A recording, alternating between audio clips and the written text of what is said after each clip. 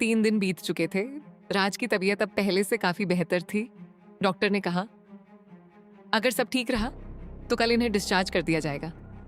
ये बात सुनकर आर्या के चेहरे पर मुस्कान आ गई, लेकिन अस्पताल के बाहर खड़ी एक लड़की ये सब सुन रही थी। वो थी रितिका, वाणी की सौतेली बहन। उसने अपने फोन पर किसी को कॉल किया। आज रात कोई गलती नहीं होनी चाहिए। राज किसी भी हाल में मेरे पास होना चाहिए। रात के करीब 2 बजे अस्पताल की कुछ लाइटें अचानक बंद हो गईं। पूरे फ्लोर पर कुछ सेकंड के लिए अंधेरा छा गया। उसी अंधेरे का फायदा उठाकर कुछ नकाबपोश लोग आईसीयू में घुस गए। उन्होंने डॉक्टर और गार्ड को धक्का देकर बेहोश कर दिया और राज को स्ट्रेचर सहित बाहर ले गए। कुछ ही मिनटों में वो लोग अस्पताल से गायब हो चुके थे। अब सुबह अस्पताल में हड़कंप मच गया। Patient missing. डॉक्टर और नर्सें इधर उधर भागने लगी। आर्या दौड़ती हुई आईसीयू पहुंची। बेड खाली था। राज, उसकी आंखों से आंसू निकल पड़े। उसी समय वाणी को भी खबर मिल गई। वो तुरंत अस्पताल पहुंची। राज कहाँ है? डॉक्टर ने सिर झुका लिया। हमें नहीं पता, किसी ने उनका अपहरण कर लिया है। वाणी की सांसें तेज हो गईं। नहीं, राज को कुछ नहीं हो सकता। उधर शहर से दूर एक पुराने गोदाम में राज की धीरे धीरे आंखें खुली। उसके हाथ और पैर कुर्सी से बंधे हुए थे। उसने सामने देखा और चौंक गया। रितिका मुस्कुराई। हाँ जीजू, आखिरकार आप मेरे पास आ ही गए। राज गुस्से में बोला। मुझे यहां क्यों लाया गया है? रितिका हंसने लगी। बहुत जल्द पता चल जाएगा। अभी बस इतना समझ लीजिए कि आपका हर दर्द वाणी तक पहुंचेगा। कुछ देर बाद वाणी के फोन पर एक अनजान नंबर से कॉल आया। उसने तुरंत कॉल रिसीव किया। हेलो, कौन? दूसरी तरफ से हंसी सुनाई दी। दीदी, आवाज पहचानो? वाणी का चेहरा सख्त हो गया। रितिका, हाँ, और मैंने तुम्हारे लिए एक छोटा सा सरप्राइज भेजा है, देखना जरूर। इतना कहकर रितिका ने कॉल काट दिया। कुछ ही सेकंड बाद वाणी के फोन पर एक वीडियो आया। कांपते हाथों से उसने वीडियो चलाया। वीडियो में राज कुर्सी से बंधा हुआ था। उसके चेहरे पर चोट के निशान थे। वो कमजोर आवाज में बार बार सिर्फ एक ही नाम ले रहा था, वाणी। वाणी, तुम कहाँ हो? रितिका कैमरे के सामने आई। उसने राज के सामने वाणी और राज की शादी की तस्वीर दिखाई और उसे टुकड़े टुकड़े करके फाड़ दिया। फिर मुस्कुराते हुए बोली, दीदी, अगर अपने पति को जिंदा देखना चाहती हो तो अकेले आना। अगर पुलिस या किसी और को साथ लाई तो अगली बार तुम्हें सिर्फ उसकी लाश मिलेगी। रितिका जोर जोर से हंसने लगी।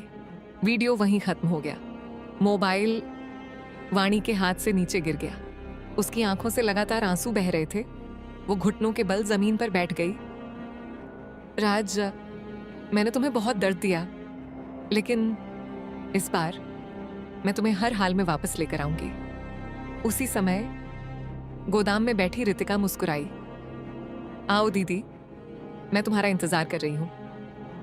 क्रमशः वाणी द्वारा भेजी गई लोकेशन पर वाणी अपनी कार लेकर पहुंची। सामने एक पुराना और सुनसान गोदाम था। उसका दिल जोर जोर से धड़क रहा था। राज, बस एक बार ठीक मिल जाओ। वो धीरे धीरे गोदाम के अंदर गई। चारों तरफ सन्नाटा था। तभी उसे किसी के कराहने की आवाज सुनाई दी। वाणी दौड़ते हुए उस कमरे तक पहुंची, दरवाजा खोला और वहीं जम गई। राज एक बेड पर बेसुध पड़ा था। उसके हाथ रस्सियों से बंधे हुए थे। चेहरे पर सूखे आंसू साफ दिखाई दे रहे थे। शरीर पर कई चोटों के निशान थे। पूरा कमरा बिखरा हुआ था। ऐसा लग रहा था जैसे उसने घंटों तक दर्द और यातनाएं सही हों। वाणी दौड़कर उसके पास पहुंची।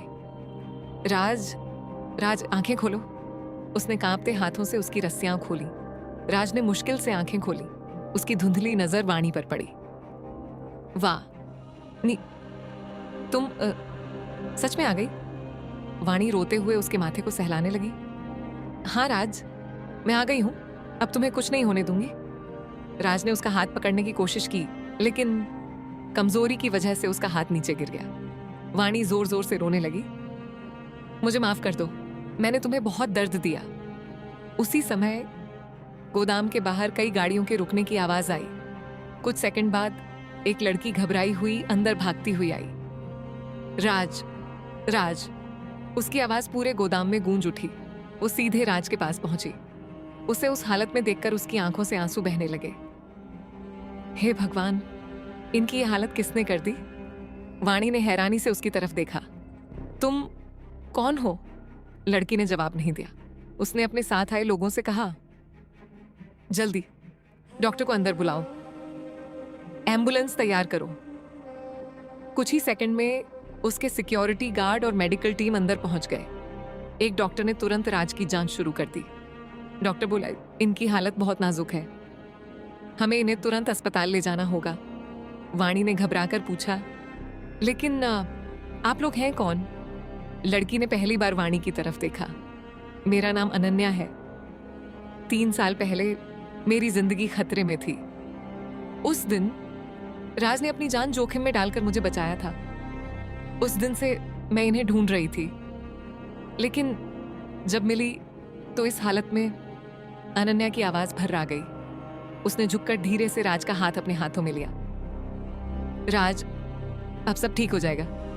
वाणी ने धीमी आवाज में पूछा, तुम इनसे प्यार करती हो? अनन्या कुछ पल चुप रही, फिर मुस्कुराते हुए आंखों में आंसू लिए बोली, शायद पहली ही मुलाकात में, लेकिन मैंने कभी इन्हें बताया नहीं। वाणी का दिल एक पल के लिए रुक गया। उसे पहली बार एहसास हुआ कि जिस इंसान की उसने कभी कदर नहीं की, उसे चाहने वाले और भी लोग हैं। डॉक्टर ने कहा, हम इन्हें अभी लेकर जा रहे हैं। अनन्या ने तुरंत सिर हिलाया। जो भी इलाज होगा उसका पूरा खर्च मैं उठाऊंगी। वाणी ने राज का हाथ कसकर पकड़ लिया। नहीं, मैं भी साथ चलूंगी। अनन्या ने उसकी आंखों में देखा। अगर तुम सच में राज से प्यार करती हो तो इस बार उन्हें टूटने मत देना। वाणी की आंखों से फिर आंसू बह निकले। उसने धीरे से कहा, इस बार मैं अपनी हर गलती सुधारूंगी। एम्बुलेंस का दरवाजा बंद हुआ। राज को लेकर गाड़ी तेजी से अस्पताल की तरफ निकल गई। वाणी और अनन्या दोनों अलग अलग कारों में एक ही मंजिल की तरफ बढ़ रही थीं, लेकिन दोनों के दिल में सिर्फ एक ही नाम था, राज। अस्पताल। डॉक्टरों की टीम लगातार राज का इलाज कर रही थी। आईसीयू के बाहर वाणी, आर्या और अनन्या तीनों चुपचाप बैठी थी। तीनों की नजर बार बार आईसीयू के दरवाजे पर जा रही थी। तभी अस्पताल के बाहर एक लग्जरी कार आकर रुकी। उसमें से एक बेहद खूबसूरत लड़की तेजी से नीचे उतरी। उसकी आंखों में घबराहट साफ दिखाई दे रही थी। वो दौड़ते हुए रिसेप्शन पर पहुंची। राज, राज कहाँ है? रिसेप्शनिस्ट ने पूछा। आप कौन हैं? लड़की ने जवाब दिया, मुझे बस इतना बताइए, राज किस कमरे में है? रिसेप्शनिस्ट ने आईसीयू की तरफ इशारा कर दिया। वो बिना एक पल रुके दौड़ती हुई वहां पहुंची। जैसे ही उसने आईसीयू के बाहर राज का नाम देखा, उसकी आंखों से आंसू निकल पड़े। राज, वाणी, आर्या और अनन्या तीनों ने उसकी तरफ देखा। आर्या ने पूछा, तुम कौन हो? लड़की ने खुद को संभालते हुए कहा, मेरा नाम कियारा है। अनन्या ने पूछा, तुम्हारा राज से क्या रिश्ता है? कियारा कुछ पल चुप रही, फिर आईसीयू के शीशे से राज को देखते हुए बोली, रिश्ता जो कभी बन नहीं पाया, लेकिन मेरे दिल ने हमेशा इन्हें अपना माना। ये सुनते ही तीनों एक दूसरे की तरफ देखने लगी। वाणी ने धीमी आवाज में पूछा, मतलब तुम भी राज से? कियारा मुस्कुराई, लेकिन उसकी आंखों से आंसू लगातार बह रहे थे। हाँ, मैं उनसे प्यार करती हूँ, लेकिन कभी कह नहीं पाई। आर्या हैरान रह गई। अनन्या भी चुप हो गई। वाणी का दिल फिर से टूट गया। उसे एहसास हुआ, जिस इंसान की उसने कभी कदर नहीं की, उसे चाहने वाले कितने लोग थे। हाँ, तभी डॉक्टर आईसीयू से बाहर आए। पेशेंट को होश आ गया है, लेकिन वो बहुत कमजोर हैं। सिर्फ एक व्यक्ति 2 मिनट के लिए अंदर जा सकता है। चारों एक दूसरे की तरफ देखने लगी। कोई भी पीछे हटने को तैयार नहीं था। तभी अंदर से राज की कमजोर आवाज आई, वाह नी। ये सुनते ही वाणी की आंखों से आंसू बहने लगे। डॉक्टर ने कहा, जिसका नाम लिया है वही अंदर जाए। वाणी धीरे धीरे आईसीयू के अंदर गई। राज ने मुश्किल से आंखें खोली। वाणी को सामने देखकर उसकी आंखों में आंसू आ गए। वाणी रोते हुए उसके पास बैठ गई। राज, मुझे माफ कर दो, मैंने तुम्हारे साथ बहुत गलत किया। राज ने कमजोर आवाज में कहा। तुम ठीक हो ना? वाणी फूट फूट कर रोने लगी। इतना सब होने के बाद भी तुम्हें मेरी चिंता है? राज हल्का सा मुस्कुराया। क्योंकि मैं आज भी सिर्फ तुमसे प्यार करता हूं। वाणी ने उसका हाथ पकड़ लिया। मैं वादा करती हूं अब तुम्हें कभी अकेला नहीं छोड़ूंगी। तभी आईसीयू के मॉनिटर की बीप अचानक तेज होने लगी। डॉक्टर तुरंत अंदर भागे। सब लोग बाहर जाइए अभी। वाणी घबराकर पीछे हट गई। डॉक्टर राज को बचाने की पूरी कोशिश करने लगे। आईसीयू का दरवाजा बंद हो गया। बाहर वाणी, आर्या, अनन्या और कियारा, चारों की नजर सिर्फ उस बंद दरवाजे पर थी। चारों की दुआ एक ही थी, भगवान राज को बचा लीजिए। क्रमशः